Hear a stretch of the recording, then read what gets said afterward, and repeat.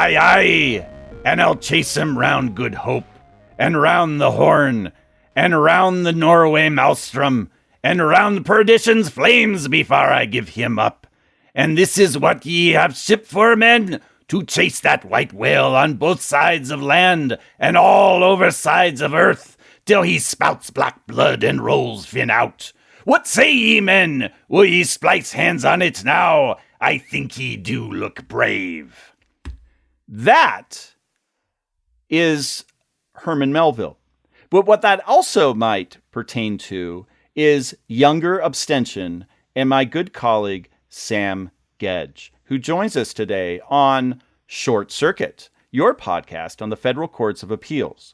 I am your host, Anthony Sanders, who did not write Moby Dick, but did just read from it because I think it particularly pertained to what we're going to be talking about later. We're recording this on Wednesday, August 24th, 2022. And once again on the program is, again, my colleague Sam Gedge, who is going to talk about his white whale, Younger versus Harris, decided in 1971, as you'll know from the special we did last year with him and Professor Fred Smith of Emory. And he's here once again to talk about a case involving that precedent. So, Sam, welcome to Short Circuit. Thank you, Anthony. And Sam, I do say you make a little bit of a Captain Ahab impression these days. So I want to thank you for thinking towards the podcast with your current very manly beard. Well, thank you, Anthony. Someone else who does not have a manly beard, but in every other way is a great man, is someone who I have been trying to get on this show for a long time. And I'm even more excited to introduce him than to read a few words from Moby Dick. And that is Scott Flaherty. Scott is an attorney, including an appellate attorney at Taft Law in Minneapolis, formerly Briggs & Morgan. He's practiced appellate law in Minnesota and also at the trial level for many years. If you have a question on some obscure procedural rule in the Minnesota courts, he is the first person you should call. And finally, he has come on Short Circuit today to talk about a case of his choice. So, Scott, welcome to Short Circuit. Thank you, Tony. That's very kind. And this is not only my first appearance here, but my first appearance on any podcast. So, oh my! Well, we're breaking some ground here today. Be gentle. All right. Well, we'll skip some of the normal podcast antics then to ease you into this. But first, introduce yourself, what you practice, and why you like arcane rules of procedure so much. Well, your intro was very nice. So I'm an appellate lawyer at Taft, Stettinius and Hollister here in Minneapolis. Because appellate law sort of is this umbrella term, I've touched a lot of different substantive areas of law under that umbrella. And Indian law is one such area that I've been working with a lot for the last several years, which is why I chose a recent Seventh Circuit case involving Indian law to discuss today. So let's go to that case out of the Seventh Circuit that was decided just a week or two ago. I'm going to say this wrong. Lacutere, I'll save you the... Lacutere Oralis band? Yeah, no, Lacutere. Oh, my God. It's okay. The French is yes. tough. We'll leave it there. Yeah. 2 years of high school French, very well spent for me. Versus Evers, the governor of Wisconsin. And my first question on this case for you to tell our listeners about it is, what is the difference between tribal law and Indian law? Because I guess this is a Indian law case, not a tribal law case. So that's a great question. You said it correctly. This is an Indian law case, not a tribal law case. And the distinction is that Indian law is a body of federal law. You can think of it like, say, admiralty law, maybe, or patent law, right? So these are substantively federal law. Tribal law refers to the domestic law of tribes, right? So if a tribe, say, enacts a code, tribal law is the content of that tribe's law. So you can think of Indian law as federal and tribal law as analogous to state law, is one way to think about it. What would you call, say, the interaction between state law and tribal law, which that comes up in this case. Still put that under Indian law, because as we'll touch on in this case, the ways in which state law can or cannot affect tribes is in large part and maybe even entirely governed by federal Indian law. And so I would still put that question under federal Indian law. There are some unusual exceptions, right? So tribes with treaties with states that predate the Constitution, for example, but by and large, I'd put it under the umbrella of Indian law. Okay. Well, what's going on with this decision in Indian law? So this case is about state taxation of land, and that's the 10,000-foot single-sentence summary. I want to take a step back from this case and lay out some general principles of Indian law that will sort of work us towards the dispute in this case and why I think it's interesting. So for those who don't know, federally recognized Indian tribes are what one Supreme Court case has referred to as domestic dependent sovereigns. So they are domestic. They are part of the United States. But at least as to federally recognized tribes, they also have certain forms of sovereignty, and generally subject to a bunch of exceptions, most of which we won't get into. That sovereignty is freedom from certain state and local interference in tribal affairs, and for tribes who have reservations, for on-reservation conduct and reservation land. So one crude rule of thumb you can go by is that states cannot impose property taxes on reservation land owned by tribes unless Congress has allowed it, and as we'll get into with this case, unless it is permitted under some other provision of federal Indian law, say. There are other, I want to stay focused on property for this case, but there's state criminal jurisdiction over tribal members and over non-Indians has been a hot topic in the U.S. Supreme Court's docket over the past several years. That, I think, is still evolving quickly following cases like the Cooley decision, which I think was last term or maybe 2 terms ago now. But what I liked about this case is it's on the non-criminal side of the house, which hasn't seen, to my recollection, quite as much recent attention from the U.S. Supreme Court. And this case picks sides on an already existing circuit split on the given question. And so it does seem reasonably likely to draw the U.S. Supreme Court's attention. I see. Okay, so that's kind of the table setting. Here's some important history relative to understanding this case. Initially, before the Articles of Confederation and before the Constitution, Indian tribes entered into treaties with Great Britain and with some U.S. states. Following the enactment of the Constitution, where Article 1 gave Congress power over commerce with Indian tribes, the federal government, this is a simplification, but it's basically true. The federal government took over all relations with Indians from the states. Again, oversimplification, basically true. Initially, during the early period, relations with most Indians were done via treaty. So the Article 2, President's power to make treaties, ratified by the Senate. After many decades, I want to say by the mid to late 19th century, the treaty period ended.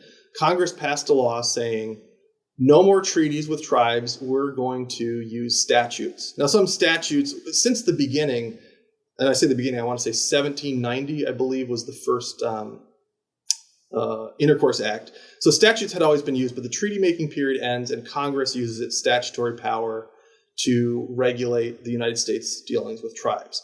I bring up treaties and statutes because this case and the 2 other cases that form its circuit split are about the differing effects, if any, between what happens when land is allotted under a treaty and what happens when land is allotted under a statute. In this case involves a couple different types of lands in Wisconsin where the Lakota Band has their reservation. It's in northwest Wisconsin, I believe not far from Hayward. The set of parcels that are interesting here are parcels that had been allotted to members of the tribe. I'll use band and tribe interchangeably. So parcels that had been allotted to members of the tribe under an 1854 treaty that had then at some point passed out of Indian ownership and had been owned by whites. I'll say whites to refer to, it could be anyone who is non-Indian. The exact demographics of the non-Indian owners of these parcels isn't, the Seventh Circuit doesn't get into the detail, and it doesn't matter. It matters that they are non-Indians, doesn't matter what their race is. So certain of these lands within the reservation, initially allotted to Indians, pass out of Indian ownership into non-Indian, or I'll say white for simplicity, ownership. Later, these parcels are then reacquired by either the tribe or tribal members, okay? And the dispute is, what happens to that land that has passed out of Indian ownership within a reservation and then comes back into Indian or tribal ownership? The question is, can the state impose property taxes? No party to this litigation disputes that once land passes out of Indian ownership to whites or non-Indians, it can then be taxed by the state. That doesn't appear to be disputed. I think is pretty uncontroversial. The dispute between the parties is the four bands at issue in this case. They took the position that once the tribes or the bands reacquire the parcels, their treaty rights under the 1854 treaty preclude state taxation on this land. The state of Wisconsin takes the position that once that chain is broken, so once land ownership leaves the tribe of the Indians who are subject to the treaty, everybody agrees we can tax at that point. So Wisconsin says it doesn't matter if it later goes back to being owned by the tribe or members of the tribes, we still get to tax it. So taxation sort of follows alienation is the rule of thumb. And in fact, that was the rule articulated by the Ninth Circuit in a case called Lumi Indian Tribe several years ago. The Ninth Circuit said, alienation, taxation, once it leaves tribal ownership, you're off to the races. And it doesn't sort of, immunity from taxation doesn't spring forth if the land returns to tribal ownership. The Sixth Circuit later, in a case called Keweenaw Bay, I believe was the name of it, disagreed with the Ninth Circuit, and they said, no, under the treaty rights are essentially rights that the tribe has if they own the land. They own the land, they can't be taxed under the treaty. They don't own the land, treaty doesn't apply. So there's a split between the Ninth and Sixth Circuit. Here's what I think makes this case interesting, and because of the way it was litigated, it wasn't wrongly litigated, but this doesn't jump to the fore from the Seventh Circuit's opinion the way I think it should. What's interesting here is really the interplay between the treaty power in Article 2 and the Indian Commerce Clause under Article 1 of the Constitutions, because the Sixth Circuit's reasoning, which holds that can't be taxed, right, once the tribe reacquires ownership, is based on a distinction that the Sixth Circuit draws and that the Seventh Circuit agrees with, which is as follows. When a reservation is created under treaty or allotments are allowed by a treaty, that is not, even if there's a later disposal of the land, that isn't a sort of sufficient indicia that the United States, I should be fair, that is not an expression that Congress is going to allow the land to be taxed if the Indians acquire it. But those courts agree that if there had been a statute, so if this had been a statutory allotment rather than a treaty allotment, the answer would be different, if that makes sense. So if a statute allots the land under well-established U.S. Supreme Court cases, Cass County is a famous one from Minnesota, County of Yakima is an older one, and then there's an even older one from 1906. If Congress passes a statute allowing land to be alienated, later it can be taxed. Everybody agrees that's the case. The Sixth Circuit, now the Seventh Circuit say you reach a different result if it's allotment under a treaty, because according to those courts, a treaty is not an expression of congressional intent, right? Because the president signs a treaty, yes, the Senate ratifies it. So that's the rule of law that sort of comes out of this case. What's interesting to me about that is the Sixth Circuit case that's on one side of the split has a dissent. The Ninth Circuit case on the other side of the split also has a dissent. It's a very close case. I mean, the Seventh Circuit reversed the district court in this case that came to the opposite conclusion. So you have, depending on how you count judges, right? You have maybe 3, 4, 5, 6 groups of judges. Almost all of them are evenly split. And it's very close because in these older U.S. Supreme Court cases, they do talk about congressional intent. And so that language was seized upon by the Sixth Circuit, now Seventh Circuit. But you have to wonder, two questions to me spring to mind. You have to wonder two things. One, those older cases were talking about statutes. So, of course, we are looking at congressional intent. To my knowledge, no case answers the current open question, which is, well, what happens where a treaty rather than a statute allows this? Now that we have answers in three circuits so far, but I think, to my mind, there's some theoretical problems with saying statutory allotment allows for later taxation, treaty-based allotment doesn't. Why are we drawing that line between the Article 2 treaty power and the Article 1 Indian Commerce Clause power? I don't understand the theoretical basis for that. Maybe it exists. Maybe I don't aware of it, or maybe we should. Maybe we're going to get it from the U.S. Supreme Court, but we'll see. Well, in my very uneducated knowledge of Indian law that I got from the opinion, it seems to me it has something to do with that treaties were respecting tribes as sovereigns, whereas it doesn't. Isn't it exactly the same with the statute power? And so, is it when you're talking about a sovereign that you're going to be looking at the powers differently than in this post 1871 statute setup that we have in the modern era? Is that too simple a way to look at it? Is that kind of what's driving it? So that is an important distinction, no doubt, right? And that's a real distinction, and it is even one that sort of has a doctrinal basis, right? Could in theory justify something, but it seems like it actually ought to cut the exact opposite way here, because where treaties, you can think of treaties as contracts between sovereigns, right? And so the rule of law here says, well, the treaty power, which is more contractual as opposed to statute, which is unilateral. Statute is unilateral action by Congress. Well, in this unilateral action, we're allowing taxation to happen downstream following alienation. But in the treaty context, where the tribe sort of entered into this contract, knowing what it's doing, kind of had a chance to negotiate a treaty, we're protecting tribes more when they enter into treaties, and we're protecting them less when there's unilateral congressional action. It seems like it ought to be the other way. There should be a higher protection for tribes when Congress acts unilaterally, as opposed to when tribes negotiate with treaties. Now, one response to that is, some of these 19th century treaties, you can really look at them and say, fine, they're both sovereigns, but is this really a treaty of peers? Because, we all know they weren't. And so I think as a theoretical matter, we talk about them as contracts between sovereigns. As facts on the ground, maybe that's not always the case. But the distinction you just drew was kind of the district court. I don't know if it recognized. I don't recall if the district court recognized it explicitly here, or at least made reference to it. But it's a real distinction, but it's counterintuitive. And then the other thing I come back to is the U.S. Supreme Court has not articulated that distinction, to my recollection, between treaties and statutes in that way.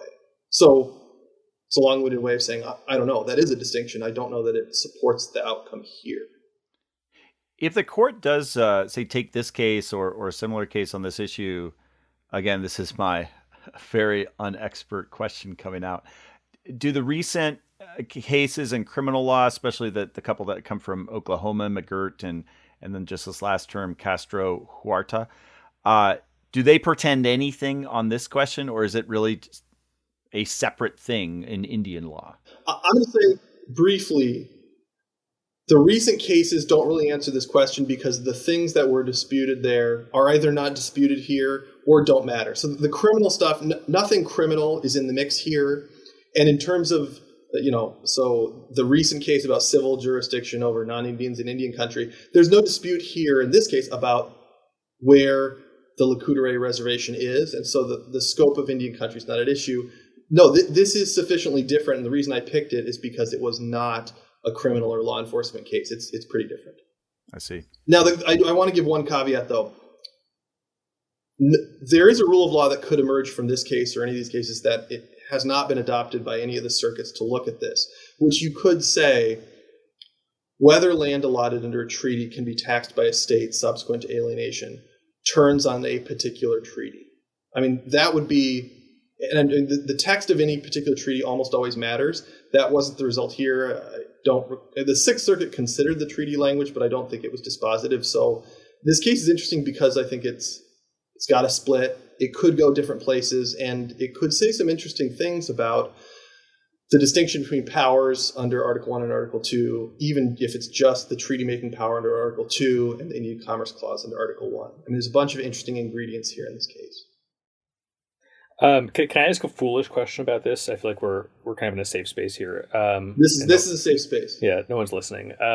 So I noticed in the case, it sounds like the bands sued the government to stop the tax, and it just kind of raised red flags for me about the kind of the Anti-Tax Injunction Act. I assume there's an easy answer that I could Google, but if you know the answer, I'd be curious to hear it. Well, I don't. I wondered what had happened. I looked at the district court record, and the last I saw, the bands had paid the tax under protest, which isn't really responsive to your question about. I'm now thinking.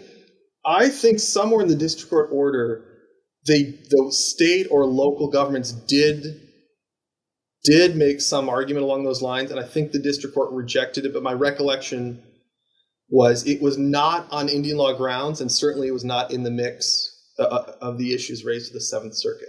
That's my recollection. But these sorts of tax cases challenged by bans are not uncommon. It happens.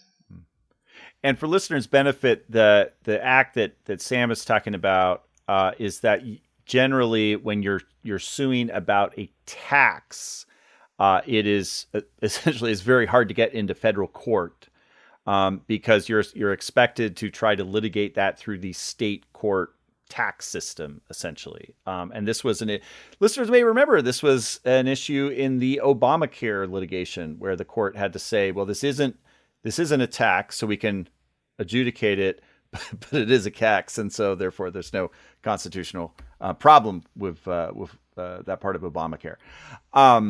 Well, Scott, I think we're much more educated now, at least Sam and I, on the basics of what Indian law is, and this was very interesting to me because there's often litigation about whether something is tax exempted or not. And as the court notes, just like with tribes in this situation, there's nonprofits that aren't taxed for all kinds of reasons, including real estate tax, and they can go in and out of whether they are taxed on depending on who the owner of the property is. And so this is actually not too different than that situation. Well, a situation that is quite a bit different is foster care. And the horrific things that sometimes can happen in the foster care system, including, it seems, in West Virginia. So Sam has selected this case that, as he said earlier, has to do with foster care, but the actual opinion isn't really about it at all. It is about this thing that listeners can go back. We'll put a link to it and learn all about, which is called Younger Abstention, from the episode we did last year with Professor Fred Smith. And Sam is going to give us a little update on the latest in Younger Abstention and whether we're any closer to catching that white whale. Well, thank you, Anthony. I think the answer is yes, at least in the Fourth Circuit. Okay. So, yeah, as you mentioned, this is a Fourth Circuit case. It's out of West Virginia. The underlying facts are pretty troubling. We can give a flavor of them in a second. But what the Fourth Circuit ends up talking about is kind of a grab bag of kind of Fed courts esoterica, which we can talk about all of it if we want, but I'm going to home in on the younger part. We can leave the mootness and class actions for like a follow-on episode if the people demand it. But just by way of I think so. But by way of background, so West Virginia evidently has a pretty hair-raisingly terrible foster care system. There are lots of structural problems. Officials have unmanageable caseloads. There's short staffing. There's budgetary shortfalls. And the upshot is that, at least according to the plaintiffs in this case, that there's routinely just really terrible stuff going on in the foster care system. Just to give an example, one of the plaintiffs in this case, I assume they're proceeding under a pseudonym because it's a child, but they enter the foster care system when they're 4 years old. They're shuttled off to a psychiatric institution. They end up in a juvenile detention facility after some shoplifting when they're 10. They're like sleeping on a mattress on a cement floor surrounded by older kids. And then to top it off, they're shipped off to a different facility in a different state, which promptly becomes famous because like their admissions officer is charged with sexually abusing another child at the facility. So the entire thing sounds like a really horrific train wreck. According to the Fourth Circuit's opinion, this sounds like it's not a unique example. So a bunch of these foster children in West Virginia, they file a class action in federal court against the West Virginia agency that's in charge of handling the foster system. They raise a constitutional due process claim and a variety of federal statutory claims. And they're seeking to certify classes of foster kids. And basically they're asking the federal courts to remedy, what they view as constitutional and statutory violations that are happening at a system-wide level. They're asking for system-wide changes to fix those violations, and they're seeking that relief against the agency that handles the whole foster situation. Now, the district court dismisses the case. Now, as you forecast, they didn't dismiss it on the merits, but on Younger abstention. So we've talked about Younger before, but basically it's the doctrine that says that even if you're bringing a valid federal claim, the federal court can kick your case out of federal court if your lawsuit would interfere with certain kinds of state legal proceedings that are pending in state court. One of them is, for example, criminal cases in state court. That's one example. Now, when federal courts engage in this exercise of kicking cases on Younger abstention grounds, they normally kind of recite the usual platitudes that have gone back to the 1971 case Younger versus Harris, the idea that this is all about federalism and respect for the state courts. And basically what it boils down to is they say, you know what, get out of here with your federal claims and go across the street to the state court and complain to them about it. So that's pretty much what the district court did in this case. But on appeal, the Fourth Circuit really kind of flipped the script in a pretty interesting way, and they said what I think very few federal courts ever say in this context, which is that federalism, kind of the motivating kind of principle behind Younger abstention, that federalism is actually kind of a two-way street.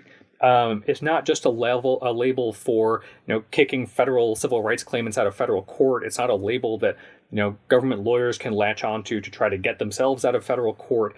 It's actually the whole point of federalism is so that people can have their rights vindicated, including their federally protected rights.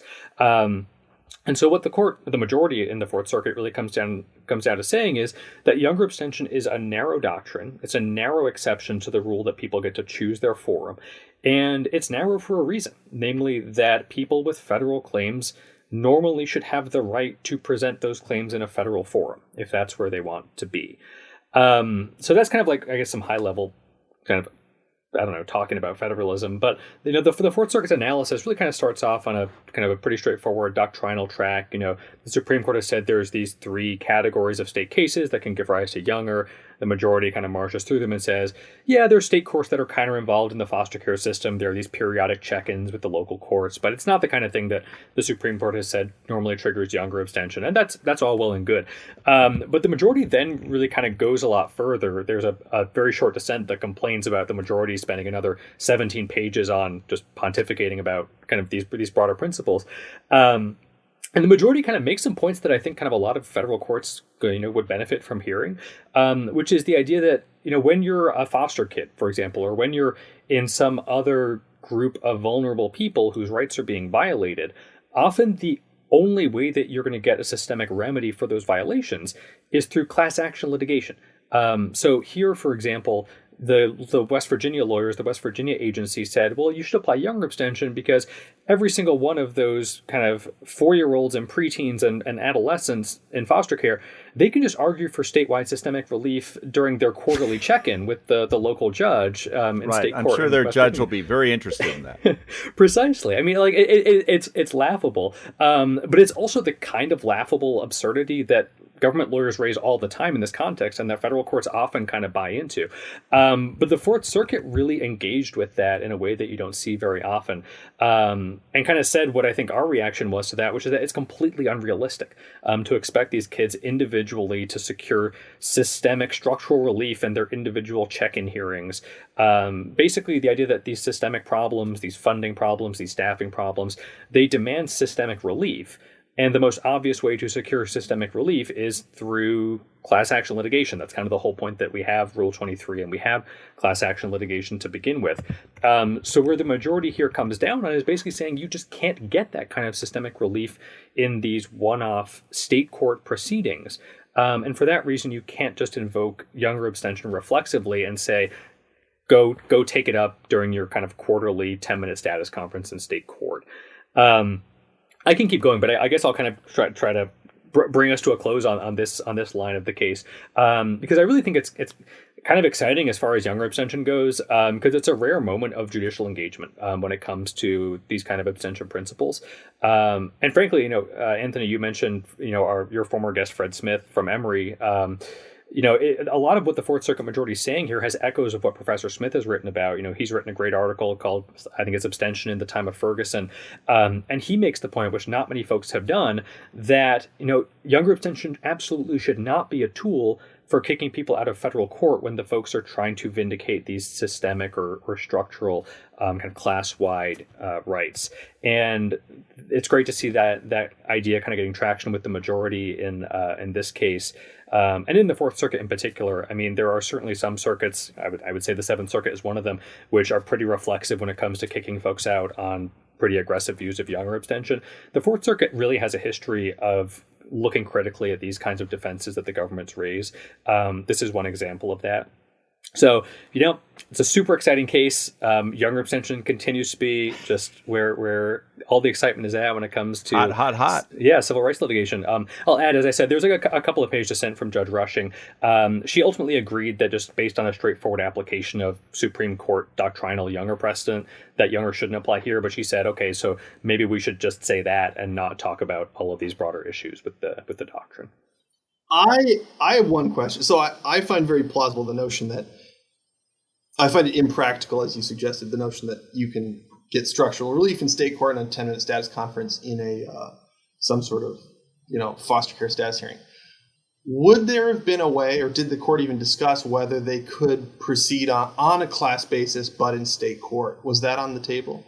Yeah, so the Fourth Circuit alluded to it, but I think that kind of proves the problem almost with the abstention doctrine here, right? Because the notion of abstention isn't that the federal courts are going to say, we think that you should have picked a different forum to try to vindicate your rights. It's that, you're already in some kind of state forum and we're going to defer to that. So really what the majority said, I think they kind of touched on that point and said, really, if we're talking about meaningful relief in this kind of context, the choice isn't between showing up at your status conference and federal class actions. It's between federal class actions and state class actions. And the plaintiffs are allowed to make that choice. Yeah. Yeah. Okay. That makes sense.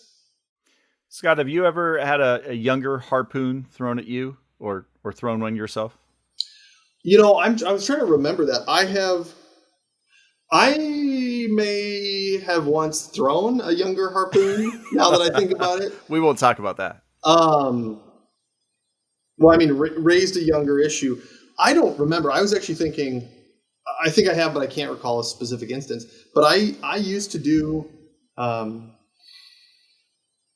pro bono work through the Minnesota Children's Law Center. And so I have been in these foster care status conferences, which can be very brief, very cursory. And the notion of raising, even for an individual client, systemic problems, I just don't think that seems practical.